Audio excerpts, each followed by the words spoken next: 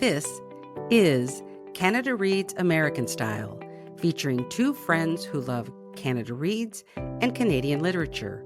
Welcome our host Rebecca from Michigan and Tara from Ontario. Hi everyone, it is Rebecca and Tara, and we are very excited because today is the wrap-up for Day 1, 2024 Canada Reads. And we are not going to waste any time. We're going to jump right into it. So my question for Tara is, what was the one thing that really stood out for you today? I would say what stood out for me was Myrian herself. I thought she did an amazing job of defending her book, of defending the romance genre in general. Like I thought she was stellar. She remained cool. She really she knew she was going to have to defend her book as a romance and not just the book itself. And she was prepared for that. I couldn't agree more. And in fact, it was funny because I felt like when it was time, I kept thinking, oh my gosh, it's getting close to the time where they're going to have to make a decision. And I didn't feel any book truly deserved to go off Mhm. because Myrian did a good job. I was really impressed that she held her own. And that was kind of my initial takeaway is I don't remember ever watching in the number of years I've been watching. I always felt strongly like, oh yeah, this book should go off because they just didn't make their case. Yeah. But I really thought she did a super job. So kudos to her. Yeah. And I I do think they all had it. They were going to vote that book off no matter what kind of a job she did, right? That's how I it think felt. so too. I think it was decided beforehand, which is unfortunate because I had decided beforehand. If I was voting, it's the book I would have voted off. But when I was listening to her, she actually changed my mind. I was thinking in my head, I'm going, okay, actually, I think I want that book to stick around for a little bit longer because I want her to see what she's going to do. And I was trying to figure out what book I would get rid of otherwise. Did you decide which book you would have voted off day one? It probably would have been Shut Up, You're Pretty, even though Kudakwashi did a great job as well. You know what? I'm going to take that back. I think based on the defenders, I would vote off Bad Cree. There we go. Yeah, Yep. and take it back. Okay, that was I was Yeah, I was trying to lead you down my path because that is yeah. exactly what I thought. I felt like everybody came loaded for bear. I thought they all, not in an aggressive, like No, assertive way, everybody just stated their case so eloquently, but I must admit that I think Dallas, it's almost like he was in a different competition in a way because I think he was very self-deprecating, he was very kind of funny, yeah, and but I felt like he was the odd man at the table because he just didn't put forth the same level of argument that everybody else did in defending their book. So I thought, okay, so do you vote off the book that wasn't as strong for you the first day, or do you vote off the book that doesn't have the best defense? And personally, I would have gone with who didn't make the best defense, and that would have yeah, been Bad Cree, which is kind of what I said, in a yeah, recent podcast because I just felt he I was a little concerned about his ability to really make a strong case. yeah. It almost feels like he's letting the book speak for itself, and he can't do that because you have four other people that are speaking for their book. So he's got to speak for his book, and he's not doing that. He's just trying Correct. to let it go, like let it. And Yeah, you know who else did that? This is always gonna be the strongest memory for me, was George Canyon for From the Ashes. He did the same thing. He tried to have that book speak for itself, and he never really, except for kind of a few things that he said, he never really dug deep hmm to get us to care about why that book should still be on, in the competition. Yeah. And I agree. I think that's kind of what Dallas might be doing. He's just sort of holding on a little bit by his fingernails, maybe. Yeah. Because there's no doubt that he loves the book. And sometimes when you love a book, it's difficult to explain. We've discussed this. I And you know. just and you're just kind of like, everyone would love this book. And he also probably, because he's speaking with four other people that have also read the book. So he's got to be like, maybe he's thinking like, they know how good my book is. I don't really need to explain it to them because they already know. But he's not, today anyways, wasn't prepared to really stand up for his book. Yeah, and a really good point about that is that you just made is he is an indigenous man. He read this book. It resonated with him specifically for the indigenous. I can't pronounce the name. I can't remember what the name of the. Ni hao, I think ni hao. Yeah, something like that. Yeah, I can't, I apologize. I can't remember. Yeah. But the other 4 people at the table are not. So Hmm. he needs to be able to find out where's the story gonna resonate for them? Yeah. Because he talks very clearly about the aunties and how he feels and how it articulates a story that is so personal to him, Yeah. but he has to get the other 4 on board with him, and I don't think he realizes that because he's not pulling them in to the story in a way that they can that it resonates with them, I guess. Yeah. He started off strong at the beginning. There was, it might have been in his very opening statement. He mentioned, oh, I'm going to have to paraphrase, how this was not a story that was of white colonialism or white saviorism. That was Right. it, wasn't it? White White savior, saviorism, which written. I thought was a great point. Mhm. And he gave some examples. And he needs to do that tomorrow. He needs to bring more of that out, that showed that he saw something in this book. He's digging deep. He's dug deep. Now he just has to bring it out more. Like, not Yeah. just say it once and let it stand as a statement, but now really bring it out and give examples perhaps. Okay, so what do you think about Nahid's defense of Denison Avenue? How did you feel about him? Oh, I think he did a great job. Yeah. And I think he's got so much more that he can still say about that book too. And I love that he brought in about her writing and her use of space in the book, and Mhm. he's ready to talk about the craft of the book as well, Yeah. the writing. And Dallas did make a really good point for him. I forgot, I guess, that he was dyslexic, but he said that was the one book of the 5 that he read, Yeah. and he said that visually, that was really a compelling read for him as Yeah. somebody with a, disability. So I thought that was interesting. Yeah. Yeah, I just wrote on here, "Great opening statement for Nahid." I wasn't really sure what he said. I just wrote down, "Great opening statement," but I thought, yeah, he has this sort of quiet, I'm not even sure how to say it. This quiet resonance, right? He Mhm. sits there and what he says carries weight more than if he talked faster or with more passion. It's like you definitely listen to him as a Yeah. speaker. I find they all have that. You're right, like how you just described it. All 5 of them really have that quiet Yeah. but firm presence that you want to listen to whatever they're saying. And that energy too, like they have a nice quiet energy, but it's a solid energy. Yeah. The only one I thought I agree with you. I feel like they won't necessarily jump over each other or cut each other off or Mhm. try to make I mean, that could all change. We never know when the competition gets really hairy. We never Yeah. know. But Heather, for me, I felt like I think she's going to be somebody that Allie might need to like kind of. Rein in. There you go, yeah, 'cause I felt like, okay, I know you have a lot to say," and I think especially as a writer, she has another perspective of the Mhm. craft of all of these books, the writing, as a craft.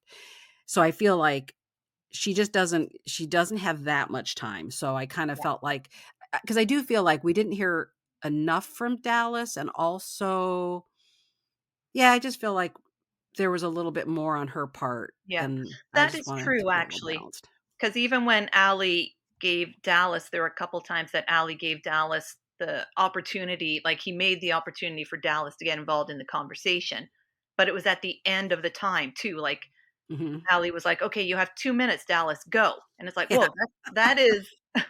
And he was like, "Everything has been covered. Where do I start?" And I'm like, "Yeah, that is a really." He was thrown into a tough position right there to. yeah.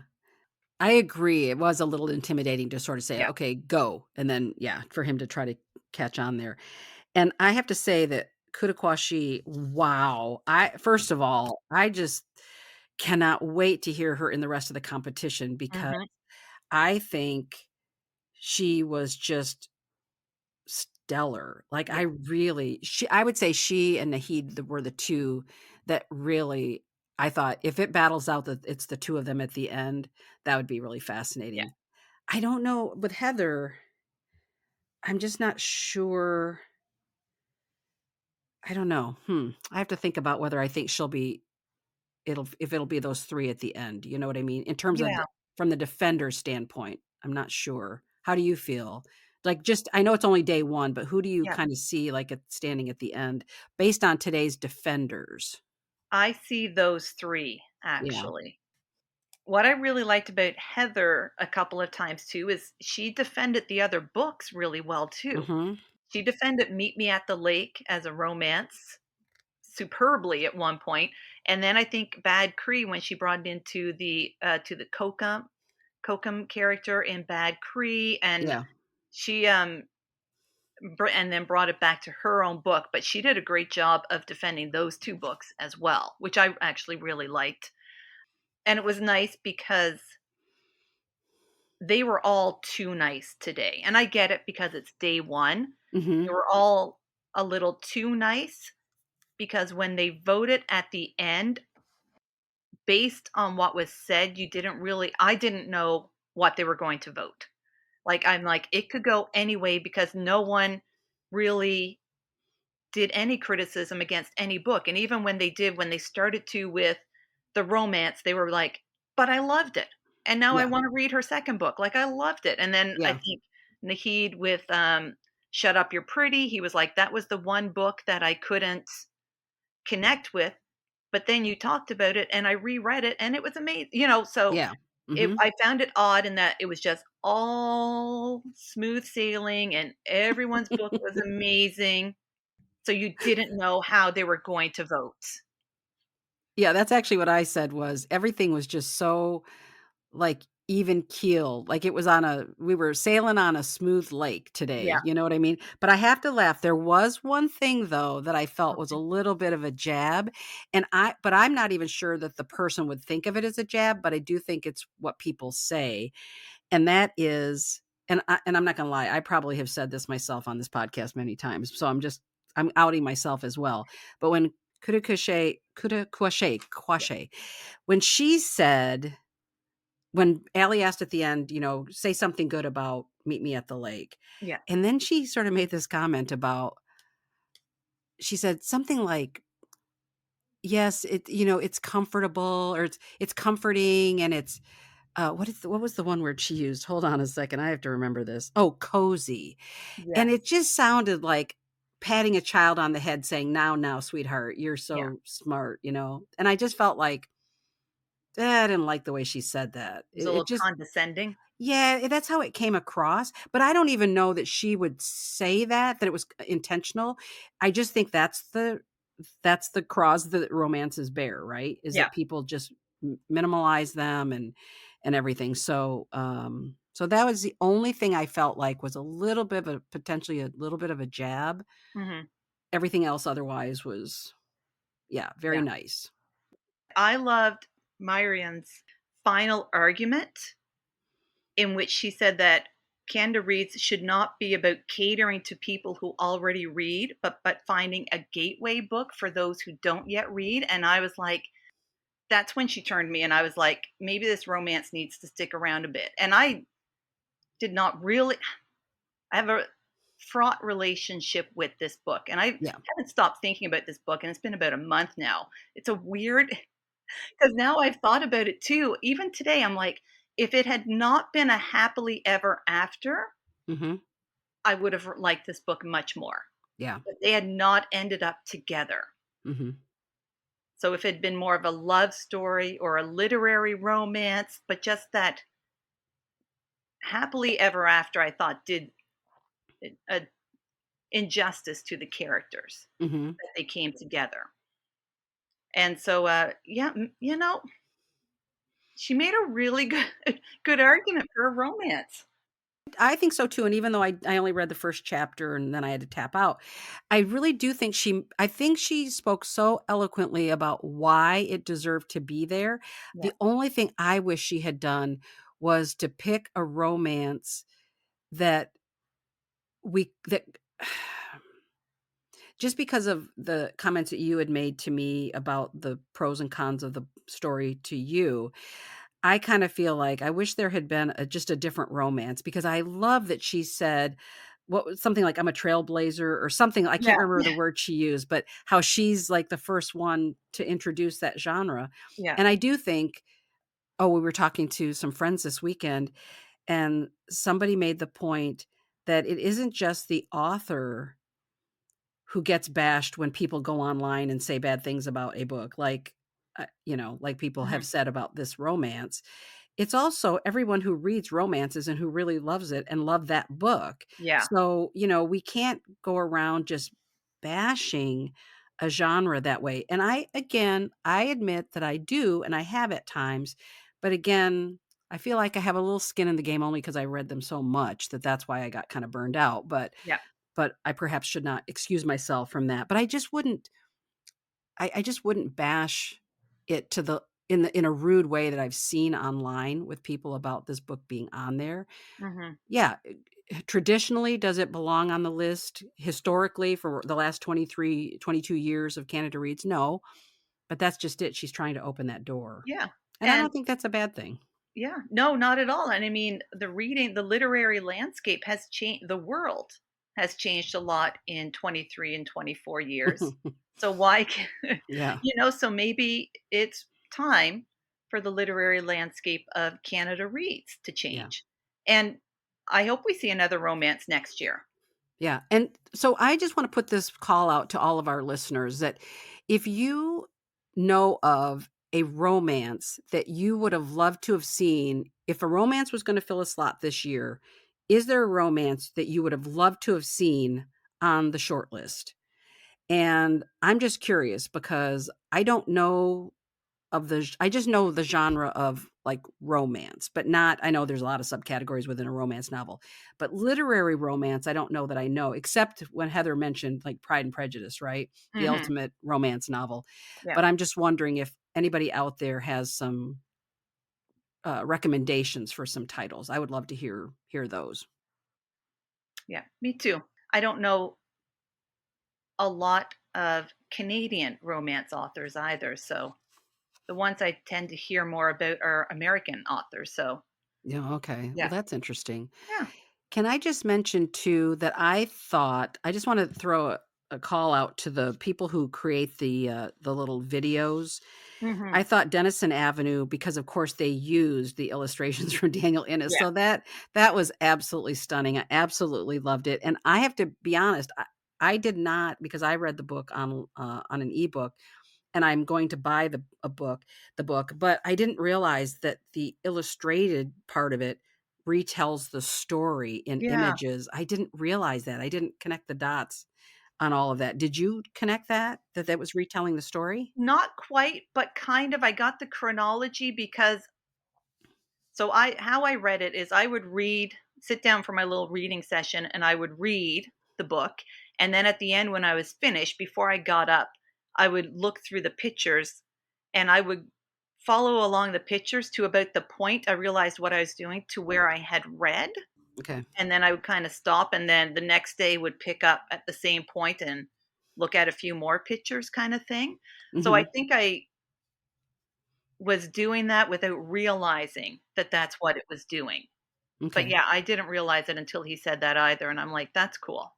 Yeah, and which is one of the reasons I wanna buy the book, which I will buy the book, Yeah. so and then let's see, I felt that the I thought the trailer for the future, I really loved Mhm. that. I thought that was just I thought the just the way it made Detroit look, with the children and the sounds of the children laughing in the Yeah. background. Like, I love that trailer, and I wish they should do okay, so here's a call out. Maybe we'll tell Allie this when we talk to him on Friday, but I think CBC should put together like, for all the years, however long they've been making those little videos, they should put that out on video for us, or not in you know what I mean, whatever Yeah. format, streaming, whatever, just so that we can see all of the books and all of those little videos that they make, because I just think they're so beautiful. Some of them are so beautiful. Yeah.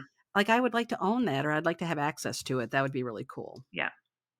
Okay, let's see, anything else? Any other comments you wanna make about First Day? What did you think of the author cheering on?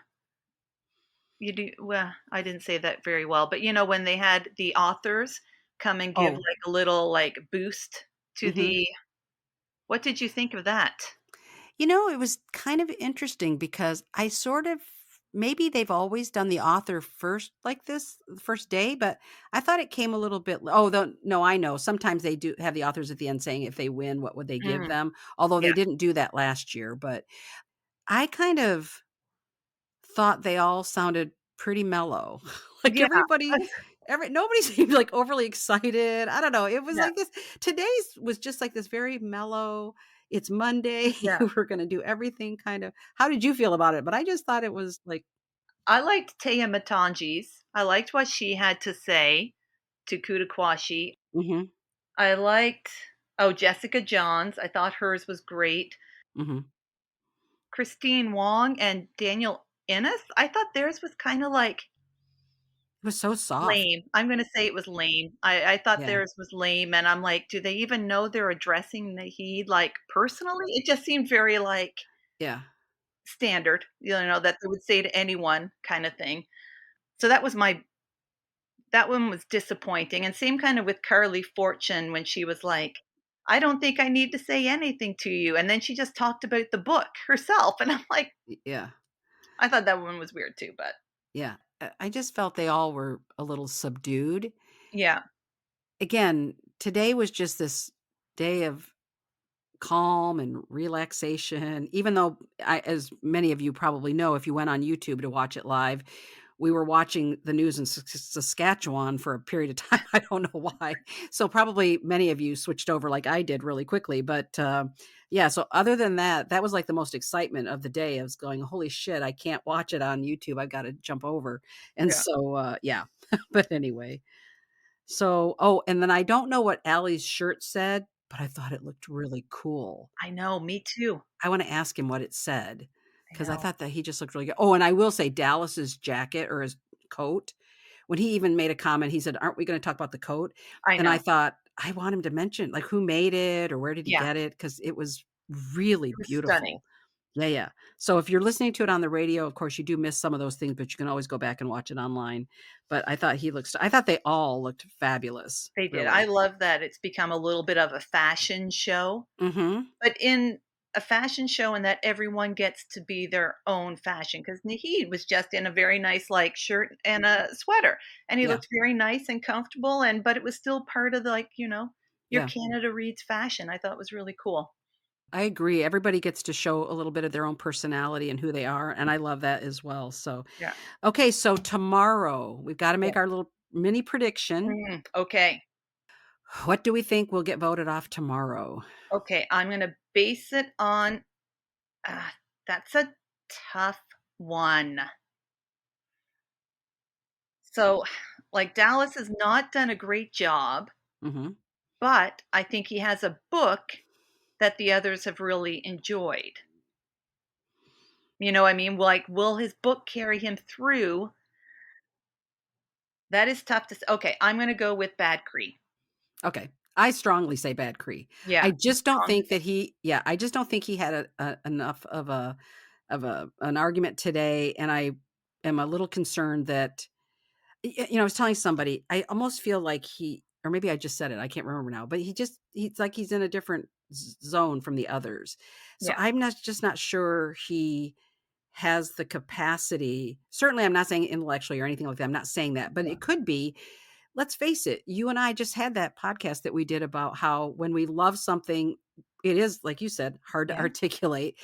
And so maybe he's just struggling to really, you know, push that out there that how much he loved this book, but yeah, for other people to be able to connect with. So maybe he just doesn't have that skill, but I clearly yeah, think that it will be Bad Cree. And if it's anything other than that, I will be surprised. yeah. I'll play devil's advocate. Okay. I wonder if anyone, because but it's Canada Reads. It's usually, like, very civil and Hmm. very polite, Mostly. but would you keep a book around that has a weaker defender, thinking that your book can go further against a weaker defender? But then you're also playing the cards that your book is not the one voted off then, Exactly. Yeah. right? So, maybe not. Maybe that wouldn't work when it's only 4 books. It's not a lot of leeway to. You're right. They could all go after Shut Up, You're Pretty. Yeah. They could okay, so that's what I will say. I'm gonna cheat and do 2 things. 1, if they just go by based on which book based on the defender, I would say it would be Bad Cree. But if it's the strength of a book, because I do think, like you said, Nahid spoke really eloquently about Shut Up, You're Pretty, Yeah.